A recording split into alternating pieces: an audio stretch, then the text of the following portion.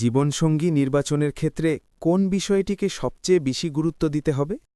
রাসূলুল্লাহ সাল্লাল্লাহু আলাইহি ওয়াসাল্লাম দিনদারি বা ধর্মভীরুতাকে সবচেয়ে বেশি গুরুত্ব দিতে বলেছেন। তিনি জানিয়েছেন যে মানুষ সাধারণত 4টি জিনিস দেখে বিয়ে করে: সম্পদ, বংশমর্যাদা, সৌন্দর্য এবং দিনদারি। তবে তিনি দিনদার জীবনসঙ্গী বেছে নিতে জোর দিয়েছেন, যাতে জীবনে সুখ ও বরকত আসে।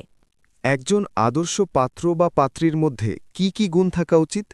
মূলত 2টি গুণ প্রধান। 1. সঠিক আকিদা ও দিনদারি, আল্লাহ ও তার রাসূলের প্রতি আনুগত্য। 2.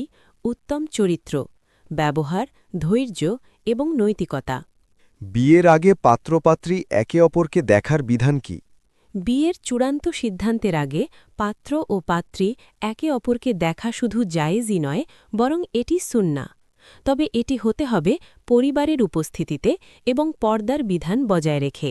সরাসরি কথা বলে একে অপরের চিন্তাভাবনা সম্পর্কে জানাও বৈধ।